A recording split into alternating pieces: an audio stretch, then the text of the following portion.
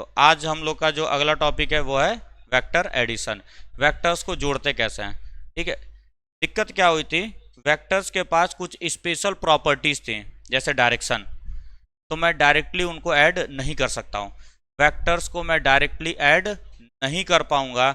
इसीलिए हमें उसको ऐड करने के लिए, क्योंकि डायरेक्शन है ना उसके पास, वेक्टर के पास डायरेक्शन है, तो उसे ऐड करने के लिए हमें कुछ स्पेशल क्या चाहिए, स्पेशल प्रेफरेंस देना पड़ेगा। इसीलिए हमने बनाया क्या, वेक्टर एडिशन के लिए अलग से रूल बनाए गए हैं, जिसमें पहला रूल होता है triangle law of vector addition. सबसे पहला लॉ क्या होता है हमारा, triangle law of vector addition. अब देखो ये वैल्यू नहीं निकाल करके देता है, ये सिर्फ बेसिक बताता है। Triangle law of vector addition कल हमने देखा भी था, कल हमने इस चीज को देखा भी था। क्या देखा था कल, कल हमने क्या देखा था कि एक कार्डबोर्ड पे मैंने एक पॉइंट लिया था जिसको मैंने नीचे सरकाया, तो उस पॉइंट पे जाने के लिए हमारे पास दो रास्ते थे, चाहे तुम ऐसे घूम करके जाओ चाहे तुम डायरेक्टली जाओ। डायरेक्टली जा रहे थे तो उसी को हमने क्या नाम दिया था, रिजल्टेंट का नाम दिया था। दोनों वेक्टर्स को हटा दूं तो उन दोनों का काम ये अकेले कर लेगा। ये बात हम लोगों ने कल देखी थी, ठीक है। उसी चीज को मैं यहाँ बना रहा हूँ। अब देखो इसका स्टेटमेंट क्या होता है, नोट्स में लिखा गया है, if two vectors are arranged such that if two vectors are arranged such that they represent the vertices of a triangle। दो वेक्टर्स को मैं ऐसे रखूं इन सेम ऑर्डर कि वो ट्रायंगल के दो साइड्स को रिप्रेजेंट करता हो, दो साइड्स को रिप्रेजेंट करता हो। मैं दो वेक्टर्स को ऐसे रख रहा हूं in same order. In same order का मतलब क्या होता है, ऐसे चला मैं यहां तक पहुंचूंगा कि नहीं, मतलब एक का टेल दूसरे के हेड पे क्या होना चाहिए, कोइंसाइड होना चाहिए। इसको हम बोलते हैं सेम ऑर्डर।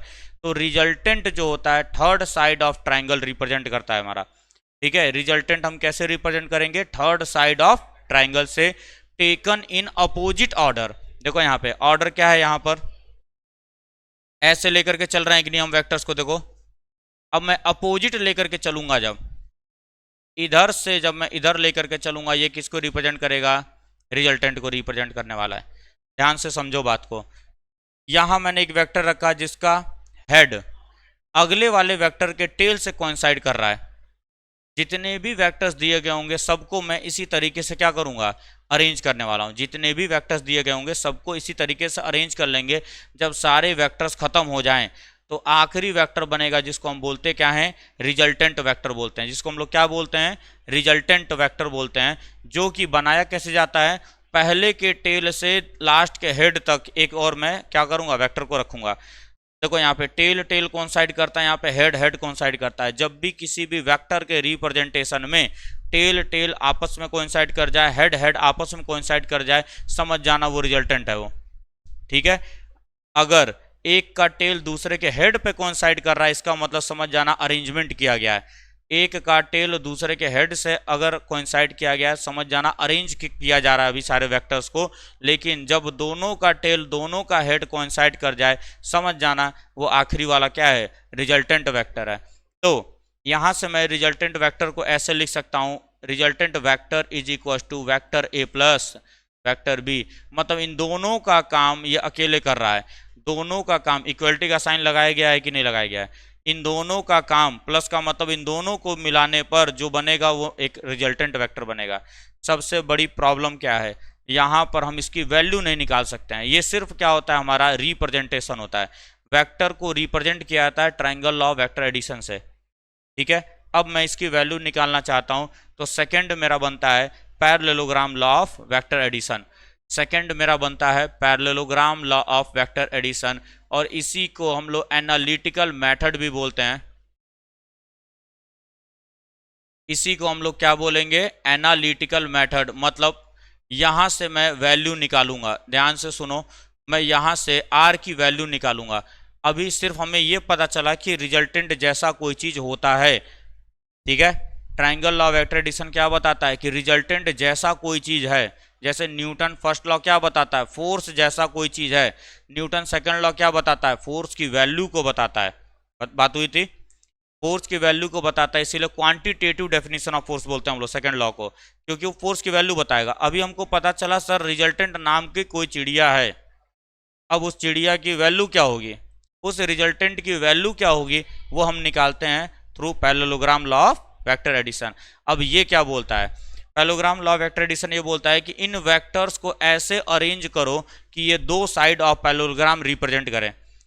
जो भी दो वेक्टर्स दिए गए हैं उनको ऐसे अरेंज करो कि वो साइड्स ऑफ पैरेललोग्राम के जैसा बिहेव करे। ठीक है, तो इन्हीं दो वेक्टर्स को देखो मैं कैसे अरेंज कर सकता हूं, ध्यान से समझना मेरी बात को। ये एक वेक्टर है,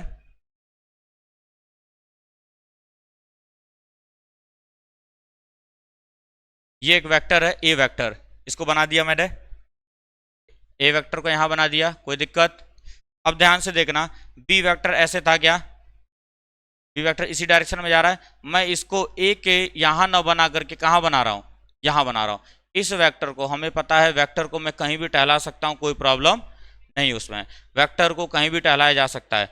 तो मैं इस वेक्टर को उठा रहा हूं और लाके यहां पर रखा मैंने, इस वेक्टर को मैंने बी वेक्टर को यहां पर रखा, कोई आपत्ति नहीं होनी चाहिए।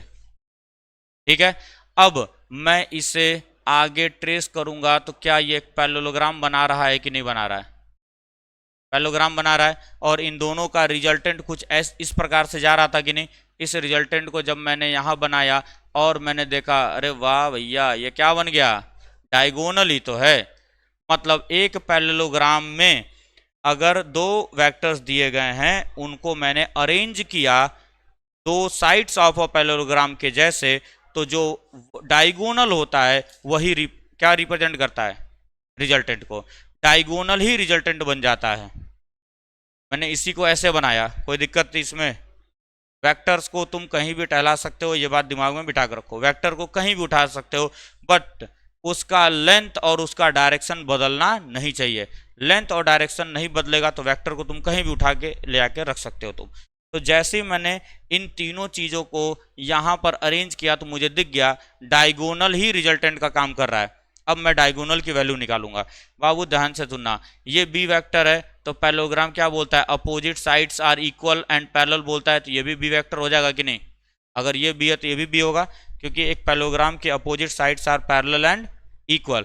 मैं इसको थोड़ा सा एक्सटेंड कर रहा हूं, ये 90 डिग्री हो गया। नेमिंग कर लेते हैं इसको पी क्यू आर और इसको मैं एस मान लेता हूं। और सपोज करो इन दोनों वेक्टर्स के बीच में इनिशियली एंगल कितना था, थीटा, तो यहाँ भी एंगल थीटा ही होगा। तो अगर ये एंगल थीटा है तो सर ये भी एंगल थीटा होगा, अरे क्योंकि ये पैरेलल है, ये ट्रांसवर्सल के जैसा बिहेव कर रहा है, तो ये भी एंगल थीटा होगा। तो सर यहाँ पे कंपोनेंट लूंगा तो क्या ये बी कॉस थीटा हो जाएगा और ये बी साइन थीटा हो जाएगा कि नहीं। अरे ये ट्रायंगल बन रहा है, राइट एंगल ट्रायंगल, इसका सामने कंपोनेंट बी साइन थीटा, ये कॉस थीटा हो जाएगा। पढ़े हैं इस चीज़ को हम लोग। या फिर ट्रिग्नोमेट्री लगा लो चुपचाप, ट्रिग्नोमेट्री लगा लो। साइन थीटा क्या होता है, परपेंडिकुलर अपॉन में हाइपोटेनस।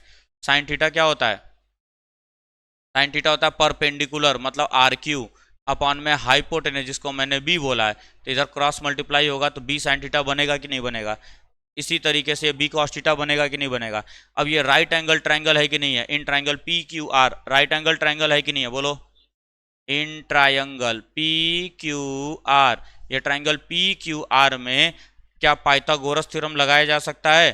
पाइथागोरस थ्योरम क्या बोलता है, P R square is equal to P Q square plus R Q square, ये बोलता है कि नहीं।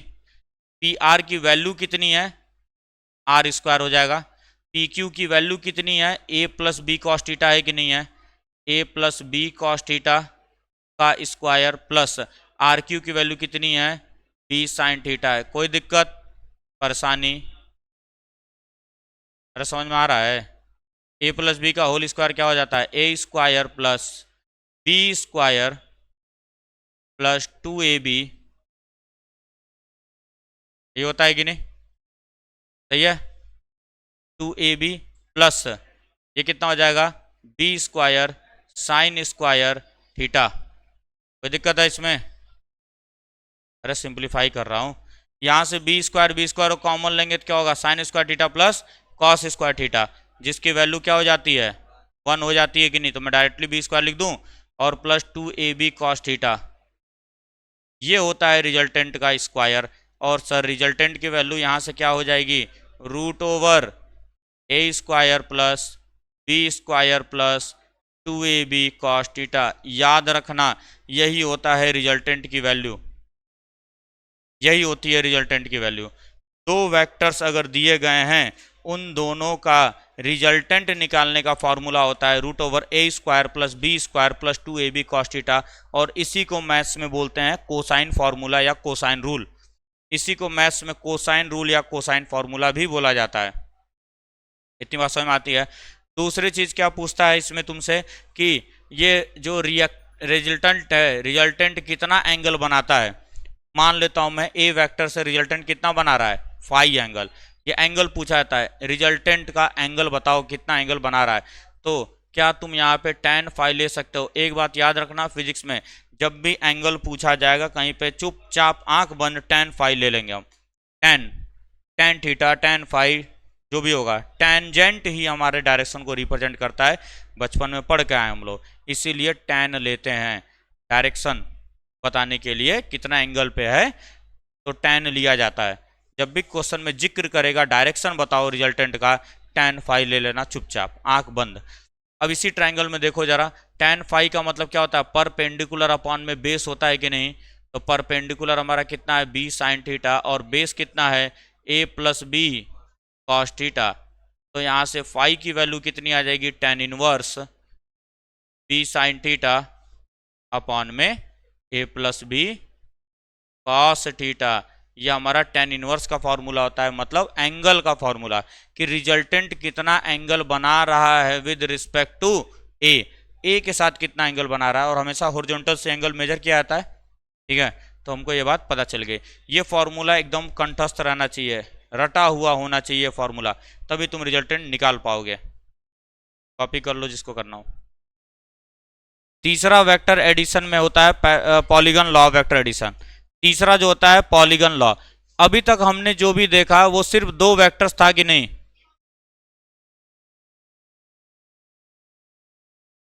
अगर मान लो दो वेक्टर से अधिक वेक्टर्स दे दिए गए, तब क्या, तो सॉल्व नहीं करेंगे क्या उसको, क्योंकि हमने जो अभी फॉर्मूला पढ़ा है वो सिर्फ दो वेक्टर्स पे एप्लीकेबल था। दो वेक्टर दिए गए हो, तीसरा बनाऊंगा डायगोनल रिप्रेजेंट करेगा, जो कि रिजल्टेंट हो जाता है हमारा। लेकिन अगर मान लो तुमको 8 10 12 50 वेक्टर्स दिए गए हो, तब नहीं लगा पाएंगे। तो उसके लिए बनाया गया पॉलीगन लॉ। पॉलीगन लॉ क्या बोलता है, मान लो वेक्टर ए ऐसे दिया गया है, वेक्टर बी ऐसे दिया गया है, वेक्टर सी थोड़ा सा और इंक्लाइन करते हैं, वेक्टर सी ऐसे दिया गया है, वेक्टर डी ऐसे दिया गया है। चार वेक्टर्स दिए गए हमको। हमें कितने वेक्टर्स दिए गए हैं, 4 वेक्टर्स दिए गए हैं, ठीक है। हमें 4 वेक्टर्स दिए गए हैं। अब इन चारों का रिजल्टेंट तुमसे पूछ रहा है, इन चारों वेक्टर्स का रिजल्टेंट तुमसे पूछा जा रहा है। तुम्हें कुछ नहीं करना है, सारे वेक्टर्स को अरेंज करो इन ऑर्डर, ठीक है। एक किसी वेक्टर को रेफरेंस मानेंगे, इसको ले आकर के मैं यहां बनाऊंगा, ध्यान से समझना बात को। वेक्टर ए मैंने बना दिया, याद रखना लेंथ और डायरेक्शन चेंज नहीं होना चाहिए। वेक्टर बी ऐसे जा रहा है, इसको उठा के ला करके मैं यहां बना दूंगा, ये हो गया हमारा वेक्टर बी। वेक्टर सी ऐसे है, इसको ला करके मैं यहां बना दूंगा, ये हो गया वेक्टर सी।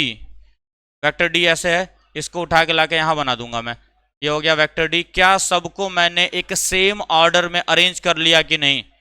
जैसे ही सारे वेक्टर्स अरेंज हो जाएं सर, जैसे ही सारे वेक्टर्स अरेंज हो जाएं, हम लोग क्या करेंगे, लास्ट वाले के टेल से फर्स्ट वाले के हेड पर एक और वेक्टर ऐसे बनाएंगे जो रिप्रेजेंट करेगा किसको, रिजल्टेंट को। जोड़ देंगे, बस रिजल्टेंट का काम करेगा। अब रिजल्टेंट हमारा क्या हो जाएगा sir, A vector plus B vector plus C vector plus D vector. बाबू कायदे में सुन लेना एक बात को, यहां ये जोड़ा नहीं गया है, सिंपल अलजेब्रिक एडिशन नहीं हो रहा है। सपोज करो इसकी वैल्यू 3 है, 4 है, 5 है, 6 है, तो मुंह उठाए 3 + 4 + 4 प्लस, ये मत करके चले आना। ये वेक्टर एडिशन का ये रिप्रेजेंटेशन होता है कि इन चारों वेक्टर्स को जब मैं जोड़ूंगा तो एक नया वेक्टर बनेगा जिसका नाम होता है आर वेक्टर। अब इनको जोड़ा कैसे जाएगा, जोड़ने का काम, दो दो वेक्टर का तो पता है ना तुमको, दो दो वेक्टर्स का तो पता है। तो सर मैं यहाँ से एक रिजल्टेंट यहाँ बनाऊंगा, इस रिजल्टेंट की वैल्यू तो निकाल लोगे तुम, A square plus B square plus 2ab cos theta, suppose करो ये θ1 एंगल बना रहा है, निकाल सकते हैं। अब ये रिजल्टेंट हुआ, अब इन दोनों का ये एक नया वेक्टर हो गया, इन दोनों को भूल जाओ, R1 और C को मिला करके एक नया रिजल्टेंट बनेगा कि नहीं, R2, बोलो, इन दोनों से एक नया रिजल्टेंट बनेगा, फिर से इसका भी एंगल तुमको बताया जाएगा कितना एंगल बन रहा है। फिर से अब R2 और D को लेकर के, R2 और D को लेकर के एक नया वेक्टर R मिल गया कि नहीं हमको, तो हम लोग क्या करते हैं, दो दो वेक्टर्स को लेकर के रिजल्टेंट बनाते चलेंगे, दो दो वेक्टर्स को लेकर के क्या करेंगे हम, रिजल्टेंट बनाते चलेंगे, कोई दिक्कत नहीं है, 50 दे 100 दे 150 दे, हमें कोई फर्क नहीं पड़ता है, दो दो वेक्टर्स का रिजल्टेंट लेकर के हम क्या करेंगे, बनाते हुए चलेंगे। बात समझ में आ रही है, ठीक है। वेक्टर एडिशन हो गया। अब जो अगला टॉपिक हमारा होगा वेक्टर सब्ट्रैक्शन, फिर से मल्टीप्लिकेशन पे चलेंगे, रिजोल्यूशन, जो भी चीज़ें हैं इसके सारी चीज़ें हम लोग देख लेंगे। घर जाकर के एक बार रिवाइज जरूर कर लेना, क्वेश्चंस कल करवाया जाएगा।